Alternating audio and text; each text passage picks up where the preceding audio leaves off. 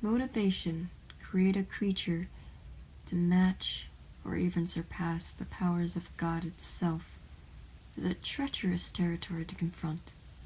Many have failed in the past, but this one was in a way successful. A beast created by the limbs and parts of several other creatures. A beast given the power to control all types made by several Pokemon. A beast that was named Type Full. A blue-finned tail, green spiked claws that were sharp as thorns, a head of a gladiator's helm, and a body and hind legs of a dark domestic animal. A combination of strange but unique elements to create such a creature. However, even with its design and vast abilities, it cannot control itself. Its power is uncontrollable. A burst of rage courses through its body. But the creators do not know why. The creators do not care. What matters to them is the use of Type Full. Its well-being and sanity isn't worth the trouble. The tests were overwhelming for the scientists. They were happy with the end results. However, for the beast it was quite painful. It couldn't control its cycle of types, so each attack was vastly different from the last. Its goal wasn't known to anything but itself. It wanted to be freed, so it begins to claw and bang its head against the glass protectors. It doesn't work. It only teases it more and more. The cries and roars of the creature were heard echoed throughout the whole entire facility.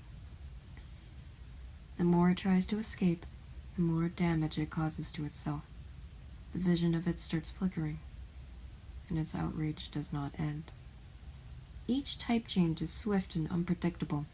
A storm of snow and ice can quickly morph into a blazing and searing eruption. The power boils within itself, and each time it changes, the beast is trying to hold it back, but it fails and its discharge spreads throughout the whole room. The issue became so massive that the creators could not contain its ruptures any longer. The experiment was shut down, and the creature, who struggled to be released, had its goals not fulfilled. It was given a restraint, a heavy, rusted case for its head.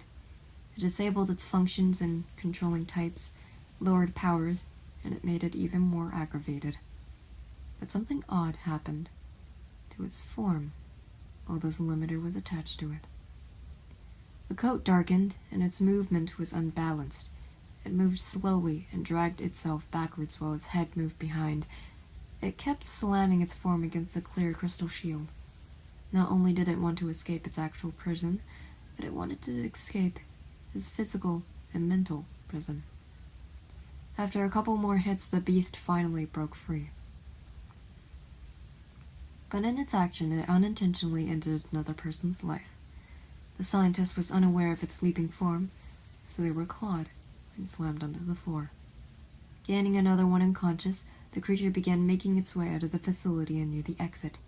Sirens were blaring on the lower floors of the Foundation as the workers were called in to stop the monstrosity from leaving. It was nearly close, so close to escaping from all the pain and fear, yet in its glory, it was dragged back to the place it called home. It struggled and tugged against the chains that grabbed it. Back to the lab. Back to home. Back to where it all started. What was curious was that once it was placed into its cell, it did not retaliate.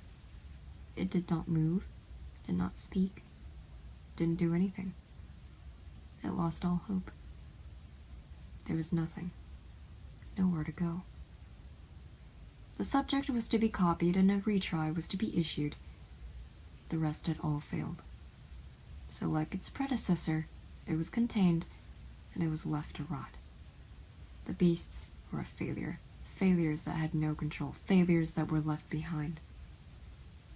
The new title given to them were now known as Type Null.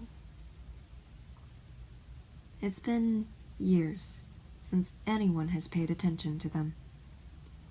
The labs were abandoned, The creations were now forgotten. It seemed like no one even cared. It's all in the past now.